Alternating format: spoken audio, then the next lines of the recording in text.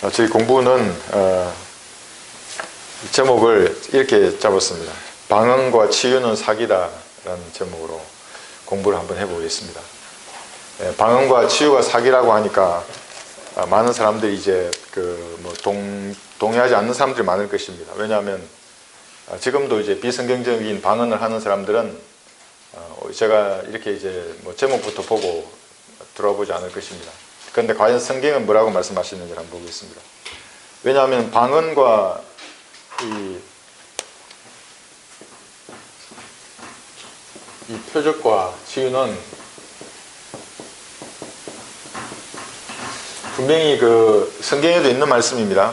저한테도 어떤 누가 전화해가지고 꿈이나 환상에 대해서 제가 꿈이나 환상으로 휴거를 보았다고 거짓 교리를 유튜브에 이렇게 올리는 사람이 댓글을 단 겁니다. 그래서 제가 그렇게 하면 마귀 들리는 짓이라고 하니까, 아니 꿈에 휴거를 꿀 수 있지 그게 왜 마귀 들리냐. 아니 얼마든지 꿈은 꿀 수 있습니다. 그런데 그것을 유튜브에 올리는 건 다른 겁니다. 이제. 왜냐하면 성경과 다른 교리를 올리면 그거는 마귀의 교리를 퍼뜨리기 때문에 마귀 들린 사람이라고 하니까 이제 잘 안 받아들입니다. 그래서 제가 이제 설명해 줬죠. 방언과 표적과 치유도 마찬가지입니다. 분명히 성경에도 나와 있고 예수님 초림 때에 했습니다. 사도들이 살아있는 동안에는 왕성하게 이러한 방언과 표적과 치유들이 일어났습니다. 대환란 때도 일어날 겁니다. 그런데 교회 시대에 지금은 성경이 뭐라고 말씀하시는지를 우리가 정확히 알아야 합니다. 지금 방언을 하면 마귀 들린 사람입니다. 절대 거한 말이 아닙니다. 이게. 왜 그런지 이제 성경에서 뭐라고 말씀하시는지를 보는 겁니다. 방언을 하는 사람 중에 물론 구원받은 사람이 간혹 있을 수는 있습니다. 간혹. 그러나 대부분은 구원받지 못했고 이런 눈에 보이는 표적을 쫓아가는 사람들입니다. 표적은 누가 구합니까? 악하고 엄란한 세대가 표적을 구하는 겁니다. 눈에 보이는 것. 그러니까 그런 무엇을 눈에 보이는 표적과 이적, 치유자, 이런 치유를 찾아서 하는 사람들은 악하고 엄란한 사람들입니다. 제 말이 아닙니다. 그래서 성경 한번 보겠습니다. 과연 성경은 뭐라고 말씀하시는지. 비성경적인 방언과 표적, 치유는 전부 사기입니다. 한번 이제 보겠습니다. 그래서 다양한 견해들이 존재합니다. 왜냐하면 초림 때 분명히 이것은 행해졌습니다. 예수님 계실 때. 그리고 사도들이 살아있을 때도 표적뿐만 아닙니다. 이적과 기적까지도 행해졌습니다. 그런데 이것은 예수님께서 통치하는 그 왕국을 기다리는 그때에 행해졌던 겁니다. 예수님 이 땅에 오셔서 통치하시는 왕국을 건설하려고 하는 그때에 이런 것들이 행해졌던 겁니다. 그래서 성경을 좀 시계열상에 배치를 해놓고 보지 못하는 사람들은 그때 행해졌기 때문에 어제나 오늘이나 영원토록 동일하신 예수님께서 지금도 방언과 표적과 어떤 치유자를 통해서 치유를 한다고 말하면 그 사람은 마귀의 교리를 퍼뜨리는 사람입니다. 그러면 한국 교회의 90% 이상의 목사는 그냥 넘어가 버립니다. 지금 다 영적인 목이 부러진 사람들입니다. 그런 사람들. 대환란 때에도 예수님이 다스리는 왕국을 기다리는 때입니다. 대환란 때. 이 왕국, 이 천년 왕국을. 그렇기 때문에 다시 초림 때 행해졌던 방언과 표적과 치유들이 그때 행해질 겁니다. 지금은 예수님 뭐라고 그러셨습니까? 보지 않고 믿는 자가 복이 있다고 말씀하시는 겁니다. 도마 보고. 도마의 믿음은 뭐냐면 보는 것이 믿음이었습니다. 유대인들이 그런 사람들이고 악하고 엄란한 세대가 그런 겁니다. 무조건 보는 것만 쫓아가는 겁니다. 그러나 보는 것들이 성경에서는 허상입니다. 그건 보이지 않는 것들이 영원한 것이고 보이지 않는 말씀을 믿는 그 믿음을 가진 사람들이 복 있는 사람들입니다. 그래서 이거를 이제 다양한 견해가 있는 겁니다. 다양한 견해가 있습니다. 초림 때 행해졌기 때문에 지금도 행해져야 된다. 대환란 때도 행해졌기 때문에 지금 교회 시대에도 행해진다라고 사람들이 말하는데, 그러면 무엇으로 옳고 그름을 나눌 것인가?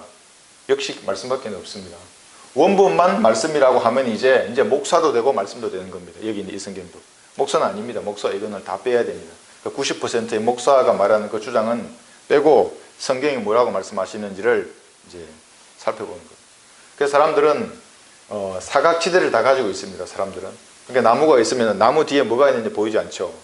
근데 그 옆에 있는 사람한테 물어보면 알 수 있는 겁니다. 누구나 시선이 다 다르기 때문에, 다양한 견해가 있기 때문에 이 견해를 가진 사람마다 보이지 않는 사각지대가 있습니다. 그래서 루시퍼를 추종하는 자들이 뭘 표적으로 삼습니까? 그 전시안이라고 하는 모든 것을 보는 눈, 머리에 달려있는 거. 미국 그 달러에도 나와 있는 그 전시안, 모든 것을 보는 눈을 자기들이 가지고 있다고 말합니다. 물론 사탄의 왕국이 이때 이루어지면 디지털 기술을 통해서 걔들은 모든 것을 통제하고 모든 것을 보려고 할 것입니다. 그런데 지금 우리는 성경을 가지고 모든 것을 볼 수 있습니다. 인간의 의도와 마음의 상상들도 볼 수 있습니다. 성경을 가지고 어떤 사람이 말을 하면 보면 압니다. 이게.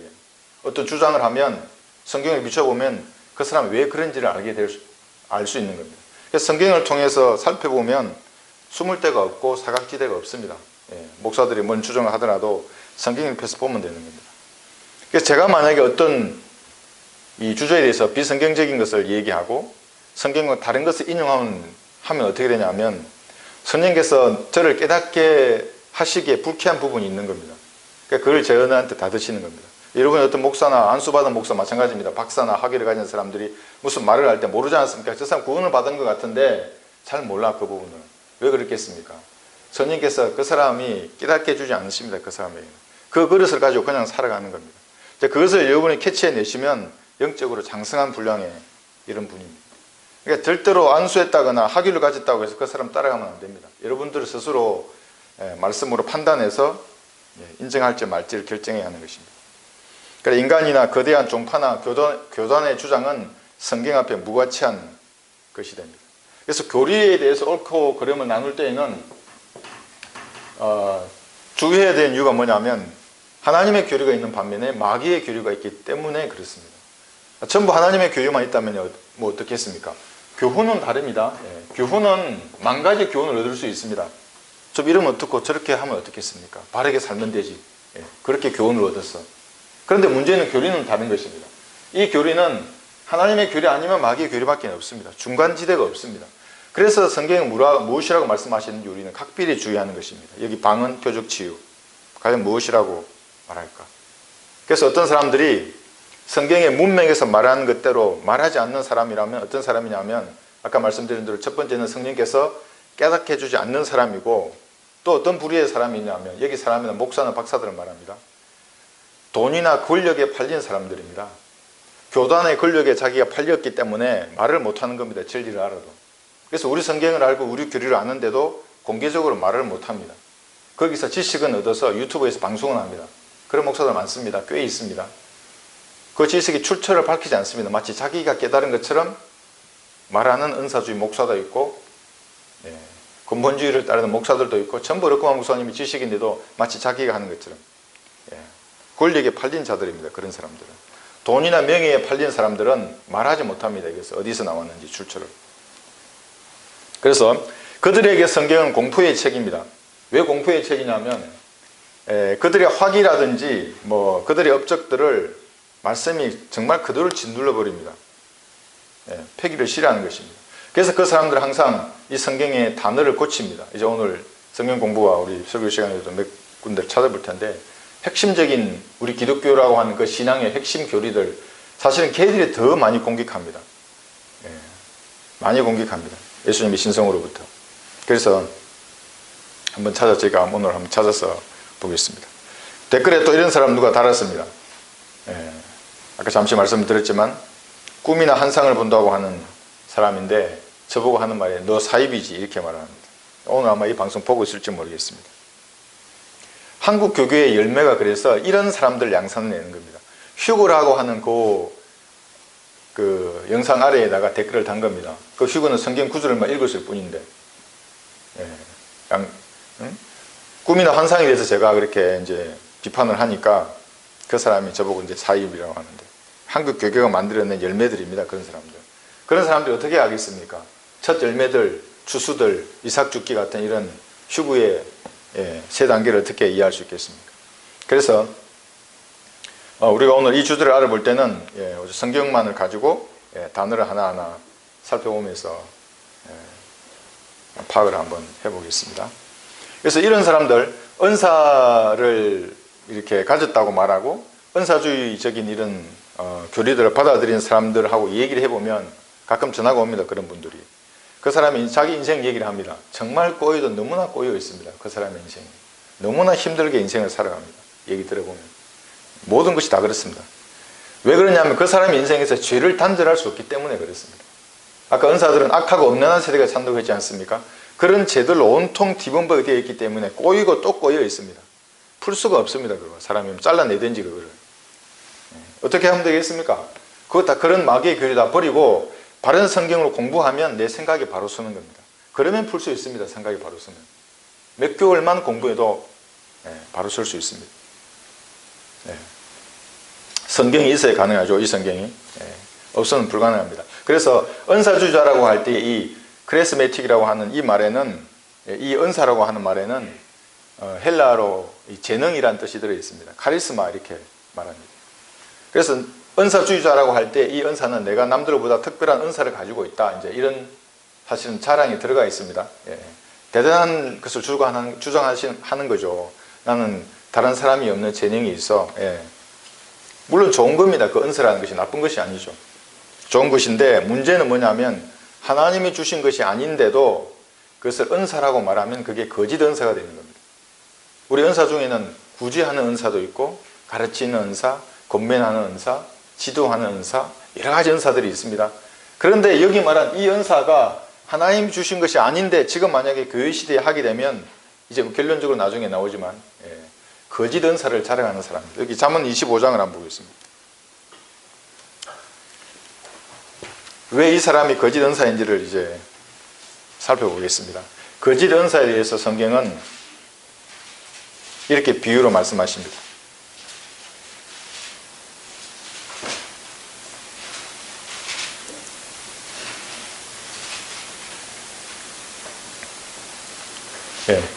거짓 은사를 스스로 자랑하는 자는 누구나 비 없는 구름과 바람 같으니라. 비 없는 구름과 바람이 얼마나 불쾌하냐면 이런 겁니다. 이제 가뭄이 들어서 농부가 얼마나 마음이 타들어가겠습니까? 절박하고. 그래서 비를 기다리고 있는데 비를 내릴 것 같은 먹구름이 몰려오는 겁니다. 그래서 이제 농부는 생각하겠죠. 이제 비가 오는구나. 이 가뭄이 다 해소되는 거야. 좋아하고 비를 기다렸습니다. 이제 가득 감기는 먹구름이. 그런데 비는 안 내리고 뜨거운 바람만 불고 지나가 버리는 겁니다. 그냥 지나가지 않습니다. 그 기다리고 있던 농부의 그 희망, 소망을 다 무너뜨리고 그냥 지나가 버리는 겁니다. 그 농부가 가지고 있는 돈도 다 뺏어서 갑니다. 그 먹구름이라는 것들이. 그러니까 그런 믿음이 황폐해버리는 토양을 만드는 겁니다. 은사주의자라는 것이. 여기 비 없는 구름과 바람 같다는 말씀입니다. 그래서 은사주의자들의 교회, 이런 풍토로 가득 차 있는 교회에서 누가 질문하더라고요. 거기 조영기 목사 교회에는 매주 일어서 가지고 초신자들이 영적 기도를 따라서 한답니다. 구원받을 수 있냐고. 못 받습니다. 왜 못 받느냐? 눈에 보이는 표적을 구하는 그 세대가, 악하고 엄연한 세대가 그런 비 없는 구름과 바람 같은 이런 토양이 형성되어 있는데 성경적인 그 은혜의 복음이 전파가 되지 않는 겁니다. 감정만 자극하는 겁니다. 그 사람이. 그러니까 감정이 올라갔을 때는 구원받은 것 같고 감정이 다운됐을 때는 내 구원이 어떻게 되겠지 말을 못하는 겁니다. 자기 구원관념도 잘 못합니다. 그 사람들은. 구원받을 수 없습니다. 그 사람들. 그 사람들은 주문처럼 영적기도를 외우는 겁니다. 그냥. 제가 확실히 말해줄 수 있습니다. 그런데 우리가 구원받을 때는 사실이라고 하는 이 사실이죠. 예수님께서 죽으시고 부활한 것은 사실입니다. 이것을 내 의지로 영접하는 겁니다. 의지로. 그래서 우리가 복음을 안다고 할 때 이 알면 내 지성의 영역, 의지의 영역에 있는 그 알민 것입니다. 뭐 감정이라든지 뭐 다른 가톨릭 교인들도 많이 알고 있죠. 다 지옥에 가지만 그 사람들이. 그래서 그러한 토양 하에서는 구원받을 수가 없는 것입니다. 그래서 뜨거운 불을 항상 강조하죠. 그 사람들은 불같이 자기 마음이 뜨거워지고. 어제 또 어떤 분이 전화 왔습니다. 전화 막 이제 통화하는데 또 이런 얘기하는 성령 세례를 아십니까? 막 이러면서 자기는 성령 세례를 체험했고 저는 그 체험 안 했다 이거죠. 이제 딱 이제 저 위에 서서 얘기하려고 자기 몸이 뜨거워져서 막 얘기하는 겁니다. 정말 바쁜데 이런데 시간을 낭비할 것이 얼마나 제가 안타깝겠습니까? 막 그래서 물었습니다. 그래서 어쨌다는 겁니까? 몸이 뜨거워져서 그래서 어쨌다는 겁니까? 예수님의 살아계심을 막 증거했답니다. 그래서 어쨌다는 겁니까? 예수님의 살아계심을 증거하고 그 끝입니까? 또 없습니까? 예수님 살아계시면 다시 그게 뭘 또 더 증거해야 되냐고. 마귀도 예수님 살아계심을 믿는다고. 마귀는 경배도 한다고 예수님 앞에. 두려워서 떨기까지 할 정도로 예수님을 그렇게 두려워하는 게 마귀라고. 다 지옥에 한다고. 그건 당신은 유신론자라고. 그거는 지옥에 있는 사람은 다 유신론자가 된다고 나중에는. 왜냐하면 예수님의 무릎 앞에 모든 사람이 무릎을 꿇고 경비를 드리고 불못에 던져지기 때문에 다 유신론자라고. 성경 어디에도 성령이 충만하실 때 당신처럼 예수님의 살아계심을 전하는 사람 아무도 없다고. 정확한 복음을 전해, 스테반 집사는 왕국 복음을 전했고 나머지 사도들도 이제 나중에는 은혜의 복음을 다 전한다고. 죄와 심판과 보혈의 능력을 전하고 같이 영접할 것을 촉구하는 거라고. 이런 걸 아냐고 하니까 할 말이 없죠, 그 사람이. 은혜의 복음을 아냐고. 마귀가 당신의 입과 목을 주관해서 하는 거라고 하니까 그 사람은 또 통역도 한답니다. 참 내가 할 말이 없었어. 그렇게 이제 마귀적인 것에 집착을 하다 보니까 그 사람 얘기를 들어보면 아주 불쾌한 겁니다. 이 정말 다 섞여 있습니다. 뭐 온통 꼬인 그 사람의 인생이 그냥 드러나는 것입니다. 자, 그래서 우리는 이제 한번 교리를 볼 겁니다. 교리. 이게 이제 옳고 그른지를 알라 그러면 교리적인 측면에서 접근을 해야지 뭐 교훈 이거는 지금 상관이 없습니다. 이 교훈은. 과연 교리는 뭐냐, 이 세 가지에 대해서 디모데 전후서에 15번의 단어가 나와 있습니다. 교리라는 데 대해서. 디모데후서 3장 16절 한번 보겠습니다. 우리는 아마 대부분 이제 다 암기하고 계신 구절입니다. 디모데후서 3장 16절.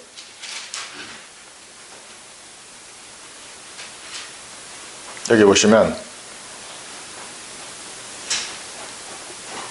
모든 성경은 하나님의 영감으로 주어진 것이로, 여기 모든 성경이 필사본뿐만 아니라 우리 손에 들려있는 보존된 말씀을 포함하는 것입니다. 개혁 성경도 하나님의 영감으로 주어진 것이 아닙니다. 모든 성경은 하나님의 영감으로 주어진 것으로 교리와 책망과 바로잡음과 의로 훈육하기에 유익하니. 첫 번째가 교리입니다. 그래서 여기 교리. 그런데 개혁 성경, 개혁 개정판은 여기 교리를 뭐로 바꿨냐면 단어를 아예 바꿨습니다. 뭐로? 교훈으로. 교훈과 책망과 이렇게 말하는 겁니다. 성경이 있는 목적이. 왜 교리를 감춰버리겠습니까? 통합하자 이겁니다. 옳고 그름 따주지 말고, OX 나누지 말고, 흑과 백으로 나누지 말고, 하나님의 교리와 마귀의 교리를 나누지 말고 사랑으로 통합하자 이 말입니다. 그 사람들이 말하는 것은. 그리스도는 그렇지 않습니다. 우리는 분리주의자입니다. 우리는 다 나눕니다. 이렇게 말씀으로. 그 사람들은 통합하자 이러면서 교훈과 책망과 이렇게 말씀을 변개시키는 겁니다. 그러니까 이 말씀을 변개시키니까 항상 변개 다음에는 배교가 일어나는 겁니다. 말씀이 변개된 구절에는 그 구절을 근거로 반드시 배교가 일어나는 겁니다. 이단들이 그 구절을 가지고 자기의 교리를 정립하게 되어 있습니다. 이 디모데전서 4장 13절 한번 보겠습니다. 여기 보면 디모데전서 4장 13절에서 이렇게 또 말씀하십니다. 내가 갈 때까지 읽는 것과 권고하는 것과 교리에 전념하라. 교리에 전념하라고 지금 권고하고 있습니다. 왜냐하면 교리를 모르면 만당꾼이 되는 겁니다. 만당꾼이 하는 역할이 뭐겠습니까? 청중의 귀를 즐겁게 하는 겁니다. 그래서 아주 인본주의적인 강의를 너무나 잘합니다. 목사들이. 만당꾼이니까. 교리는 모릅니다. 맹탕입니다. 그 사람들은. 허풍쟁입니다. 그 사람들은. 여기 13절 보십시오. 16절 보시면 내 자신과 교리에 주의하고, 이제 그 다음 부분 한번 보십시오. 내 자신과 교리에 주의하고 이 일들을 계속하라. 이것을 행함으로써 내 자신과 내 말을 듣는 사람을 구원하리라. 여기 구원과 교리와 연결되어 있는 겁니다. 그러니까 교리를 모르면 구원받을 수가 없습니다. 마귀의 교리와 하나님의 교리를 하나로 만들어버렸는데 은혜의 복음과 천국 복음 섞어놔버리면 어떻게 구원받을 수 있겠습니까? 그러니까 운 좋으면 구원받고 운 나쁘면 지옥에 가는 겁니다. 그러니까 운에 맡겨 놓은 사람들입니다. 그 사람들은. 교리에 주의해야만이 구원을 받을 수 있는 겁니다. 성경적 교리에 무지하면 지옥에 가는 겁니다. 그렇게 무섭기 때문에 하나님은 성경을 주신 첫 번째 목적이 교리입니다. 이건 하나님의 교리, 이건 빛이야, 이건 마귀의 교리야, 어둠이야, 이렇게 나누려고 성경을 우리에게 주셨던 것입니다. 다시 디모데후서 4장을 한번 보겠습니다. 여기도 이렇게 말씀하십니다. 4장 3절에 보시면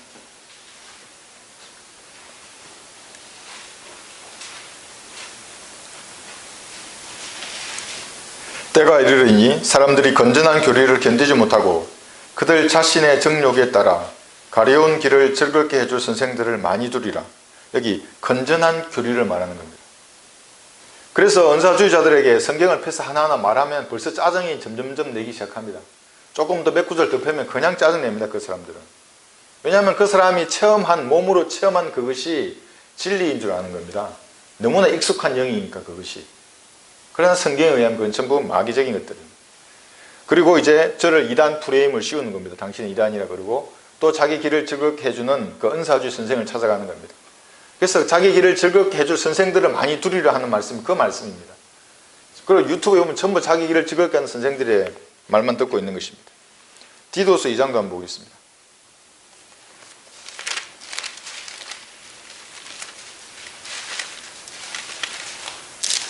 디도서 2장 보시면 2장 1절에서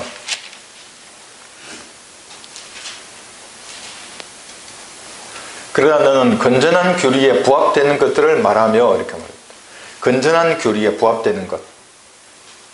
그러니까 하나님의 교리에 부합되는 것들을 말해야 하는 것입니다. 이 건전한 교리에 부합되는 것들을 말해야 되는데도 불구하고 부합되지 않는 것을 말하면 어떻게 되겠습니까? 자신이 마귀의 교리를 퍼뜨리는 숙주가 되는 겁니다. 꿈, 환상, 이런 것들을, 휴거, 이런 것을 성경하고도 무관하게 자기가 말을 하는 순간에 뭐가 되겠습니까? 이제 자기가 퍼뜨리는 겁니다. 마귀의 교리를. 사람들은 그런 것에 별 관심이 없습니다. 그냥 말하는 겁니다. 디모데전서 여기 4장 1절에서 이렇게 말씀하십니다. 여기 이제 키워 펀치를 날립니다. 그 사람들에게. 디모데전서 4장 1절에서.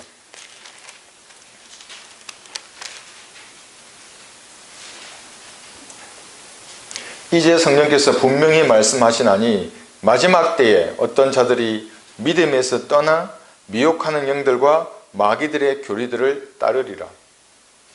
여기 분명히 마귀들의 교리를 따른다고 합니다. 그래서 어떤 것들은 마귀의 교리입니다. 어떤 것은 하나님의 교리이고.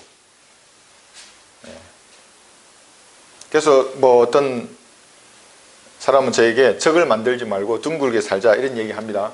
그렇지 않습니다. 그리스도인들은. 하나님의 사람이 어떻게 마귀의 교리를 받아들여야 하는 것입니까? 그가 누구라도 성별해야 하는 겁니다. 그 사람하고는. 우리는 분리주의자이고 성별이 우리의 모토입니다. 그래서 저로부터도 성별해야 되고 도덕적인 성별이죠. 영적인 성별도 해야 되는 거예요. 교리적인 성별. 마귀의 교리로서는 절대로 우리는 타협하면 안 됩니다. 그래서 이렇게 말하면서 저들은 항상 사랑과 체험, 여기에 플러스하면 사랑, 체험입니다. 그들은. 이거는 제가 이름을 붙였습니다. 3종 세트입니다.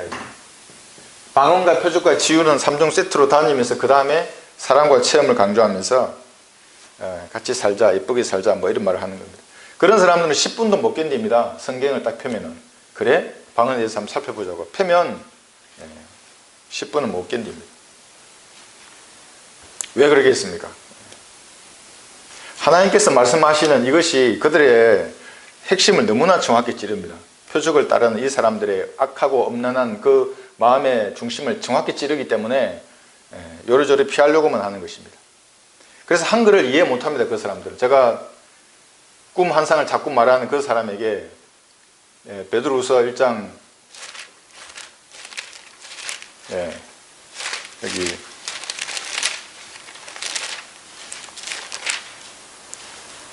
18절에서 19절을 제가 보여줬는데 이 말의 의미를 그 사람은 모르는 겁니다. 19절만 제가 읽겠습니다.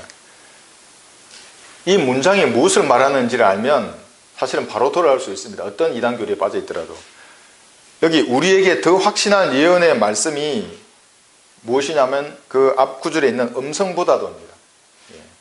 여기 재림을 보여주는 그 변형산에서 그 음성보다도 기존 내가 들은 음성, 내가 눈으로 보았던 그거보다도 더 확실한 예언의 말씀이 있으니 여기 있습니다. 이 손에. 여기에 있는 겁니다. 날이 새어 샛별이 너희 마음에 떠오르기까지. 물론 우리 안에서 역사하시는 예수님을 샛별이라고 하지만 태양처럼 예수님 다시 오실 것입니다. 재림하실 때. 그때까지 너희가 어두운 곳에서 빛나는 빛에 주의하듯, 그러니까 대충 보지 말고 말씀을 캄캄한 데 있을 때 빛을 바라보듯이 이 예언의 말씀에 주의하는 것이 잘하는 것이니라 이렇게 말씀합니다. 그 눈으로 보는 것이나 귀로 듣는 것에 주의하지 말고 이 기록된 말씀에 주의하는 것이 잘하는 것이니라 이렇게 말씀하는 겁니다. 그래서 말씀을 펴는 겁니다. 시간이 나오면 펴는 것입니다. 네. 구원받았든지 구원받지 않았든지 죄가 있으면 어떻게 되겠습니까? 말씀과 멀어지는 겁니다. 영적인 소경이 됩니다. 네. 그래서 성경이 말씀하시는 바하고 자신들이 알고 체험한 것이 일치하지 않을까 봐 두려워하는 사람들입니다. 그 사람들. 그래서 항상 이쪽으로 피하는 겁니다. 숨는 겁니다. 그래서 나보고 방언하십니까? 뭐 해보셨습니까? 이런 말이나 하고 있고. 여러분 방언해보셨습니까? 예. 저는 방언하려는 영이 예전에 아주 감리교 처음 다닐 때 그 영이 제 입을 주관하려고 할 때 너무나 불쾌해서 눈을 떴습니다. 아마 제가 눈 안 뜨고 계속 기도했던 방언했을 텐데 너무나 불쾌한 겁니다. 아니 왜 내가 그 영에게 맡겨야 되는 겁니까? 내 목소리를 내가 말을 해야지 내 의지로. 막이 들릴 뻔 하다가 제가 하나님 은혜로 살았죠. 그래서 본론 한번 보겠습니다. 방언은 첫 번째 우리가 알 것은 표적입니다. 고린도전서 14장을 보겠습니다. 고린도전서 14장 여기 22절 보시면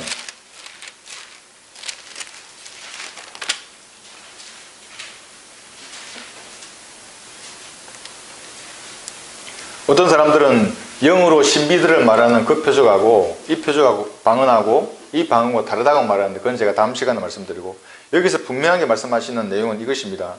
그러므로 방언들은 믿는 사람을 위한 것이 아니라 믿지 않는 사람들을 위한 표적이지만 방언은 믿지 않는 사람들을 보고 믿으라고 하는 표적입니다. 지금 이게 사인입니다. 표적이지만 예언은 이 성경 말씀은 또는 이 말씀을 토대로 한 강의는 그런 말씀이죠. 예언은 믿지 않는 사람들을 위한 것이 아니고 믿는 사람들을 위한 것이니라.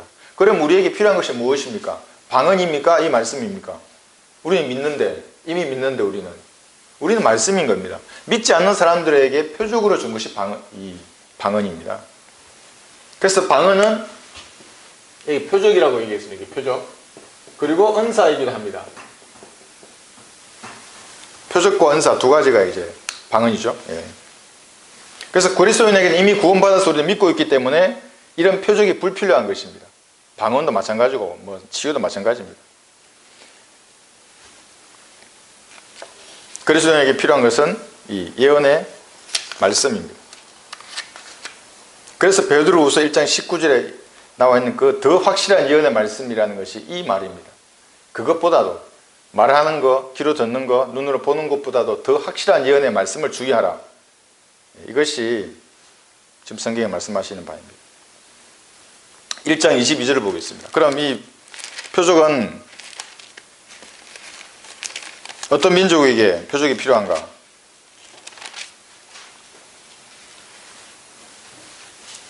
고전 1장 22절에서는 분명하게 유대인들은 표적을 구하고 아까 이 표적은 방언이라고 했습니다.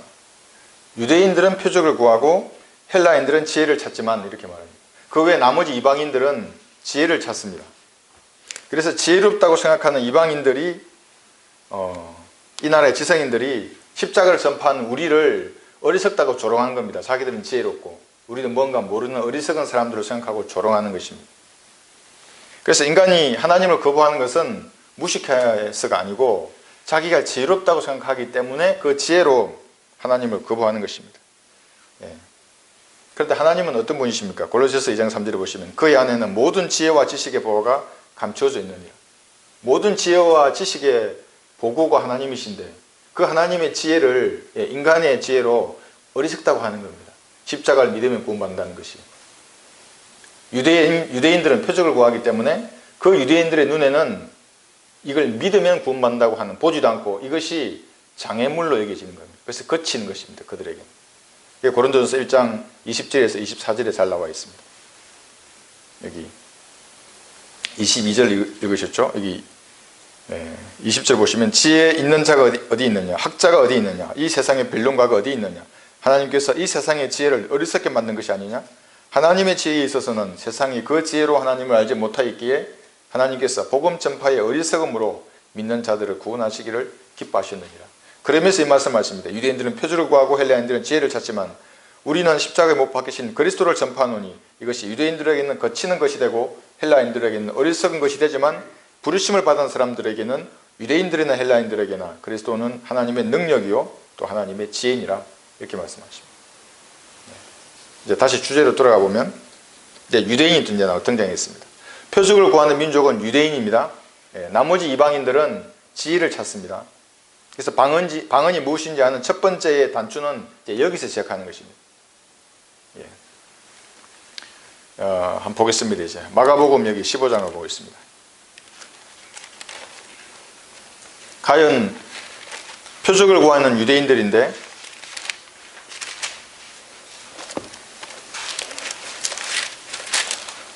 이제 은사주의자들 제일 좋아하는 구절입니다.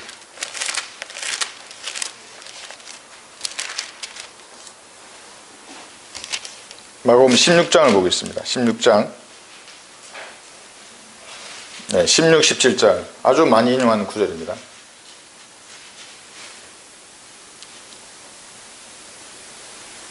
네. 17절 보시면 믿는 자들에게는 이러한 표적들이 따르니 즉 내 이름으로 그들이 마귀들을 쫓아내고 또 새 방언들로 말하리라. 여기 또 방언이 등장했습니다. 그들은 뱀들을 집을 것이요 어떤 독을 마실지라도 결코 해를 입지 않을 것이며 병자에게 안수하면 그들이 회복되리라고 하시더라. 이 방언하고 지금 아래에 나와 있는 이 표적들이 만약에 이 시대에도 행하는 사람이 있으면 그 사람이 아마 어떻게 되겠습니까? 그 사람이 한 명이라도 있다 그러면 여기 믿음과 상관없이 나중에 이제 보겠지만 안수하면 회복되는 겁니다.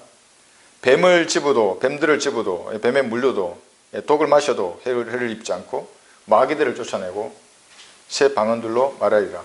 이것이 언제냐면 예수님이 초림하셔서 부활하시는 그때입니다. 사도행전 7장까지는 이 왕국이 임할 수 있는 상황이었습니다. 사도행전 7장까지는. 그래서 예수님 지금 마가복음 여기 16장에서 말씀하신 이때에는 앞으로 스데반 집사가 마지막 거리 설교를 할 때 사도행전 7장까지는 유대인들을 다루고 있습니다. 우리가 배웠죠. 이게 유대인의 경륜이라고. 유대인들을 다루고 있기 때문에 방언을 말하는 겁니다. 표적을 말하는 것이고 이러한 표적이 따르니 유대인의 경륜이 끝난 이후에는 사도들이 죽고 난 이후에는 이제 이 방언이나 표적들이 다 없어집니다. 나중에 하나하나 살펴볼 것입니다. 표적들, 마귀들을 쫓아내고 방언을 하고 여기 치유는 뭐냐면 병자에게 안수하면 회복된다는 말이 치유는 지금 우리는 믿습니다. 하나님 당연히 치유시켜 주시죠. 기도하면. 의인의 효과적이고 열렬한 기도는 역사하는 힘이 많은 것입니다. 문제는 어떤 특별한 사람에게 은사를 주어서 그 사람이 안수하면 병이 낫는다고 하는 이것이 마귀의 교리입니다. 그러나 우리가 기도하면 당연히 하나님 치유시켜 주시죠. 기도를 들으시면.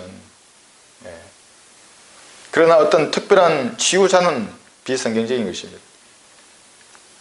그래서 유대인들이 방언이 표적이라고 했는데 유대인은 표적을 구한다고 했는데 그러면 이 방언을 할 때는 반드시 유대인이 있어야 합니다. 표적으로서. 그래서 사도행전을 살펴보면 방언이 일어나는 때는 전부 유대인이 그 옆에 있습니다. 보라고 이게 얘기하는 겁니다. 그렇지 않다면 잘못됐죠. 성경 자체가. 표적과 관계없는 거죠. 유대인 표적 방언. 우리는 한국 사람입니다. 방언이 필요 없습니다. 표적도 필요 없고 보지 않는 것을 믿는 사람들입니다. 여기 자 방언은 표적이라고 말씀 지금 하고 계시고 믿지 않는 자들을 위한 표적이고 표적을 구하는 민족이 유대인들입니다. 이렇게 지금 말씀하고 있습니다.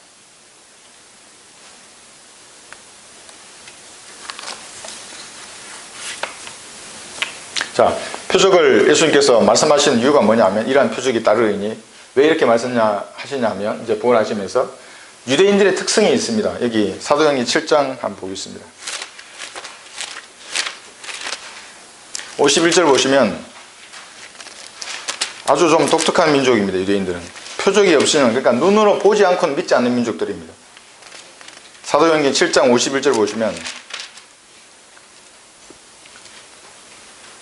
스데반이 설교하는 겁니다. 스데반이 이 설교하다 돌에 맞아 죽었습니다. 여러분.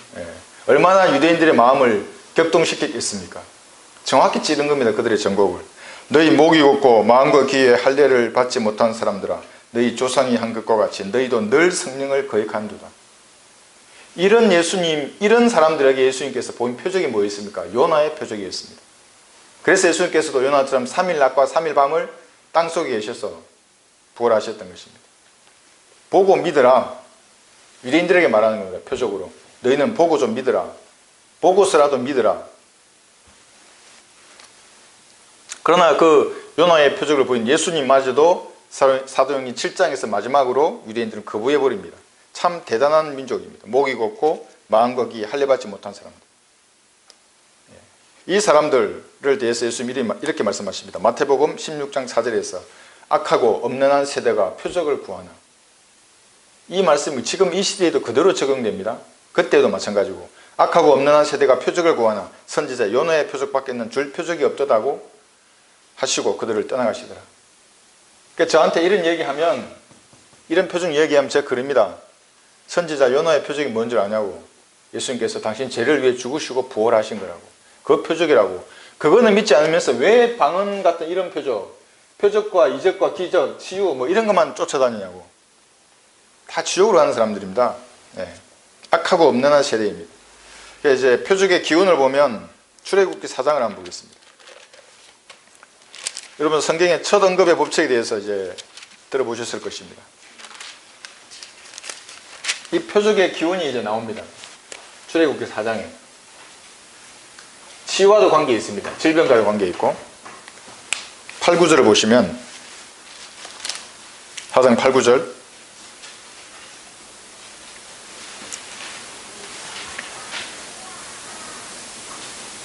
모세가 등장합니다. 이제 여기서 모세의 부르심이 이제 나오는 건데 보시면 만일 그들이 너를 믿지 아니하고 처음 표적의 소리에 경청하지 아니하면 그들이 나중 표적의 소리를 믿으리라.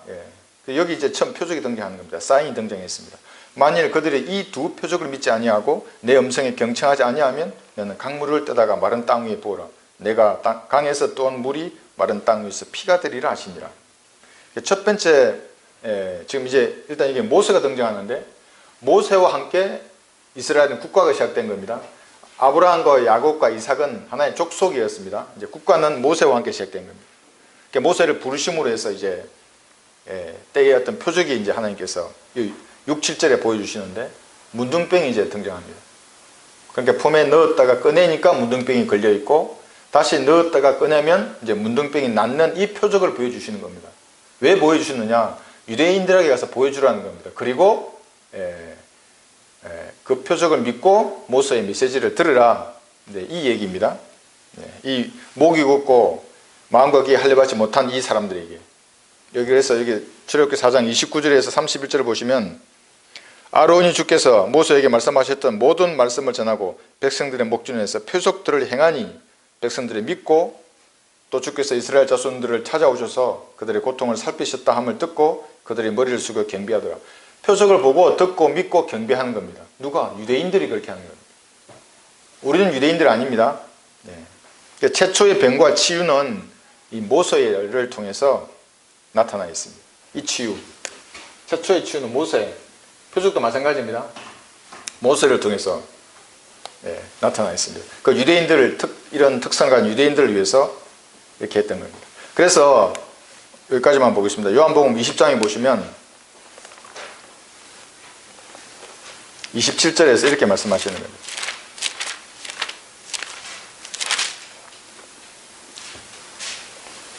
나중에 시간 되시면 여기 20장 여기 24절부터 한번 읽어보십시오. 27절 한 구절만 읽겠습니다.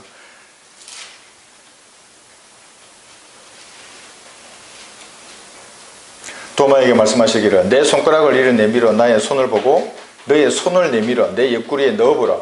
그리하여 믿음 없는 자가 되지 말고 믿는 자가 되라고 하시니 도마가 대답하여 주께 말씀드리기를 나의 주 나의 하나님이여 라고 하니 29절 보시면 또 도마야 내가 나를 보았음으로 믿는구나. 여기 믿는다는 말이 선지자 요나의 지금 표적을 말합니다. 예수님이 하나님 되심을 네가 보고 믿는구나. 보지 않고 믿는 자들은 복이 있다. 이렇게 이제 말씀하시는 거예요. 그래서 보는 것만 믿는 목이 곧은 자들에게 표적을 보여주셨던 것입니다.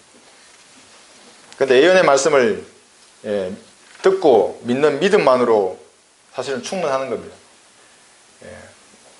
저와 이제 그리스도인들이 이런 것입니다. 복음을 듣고 마음으로 믿는 사람들, 이런 사람들에게는 표적이 불필요합니다. 필요하지 않습니다. 오늘 여기까지 공부하겠습니다.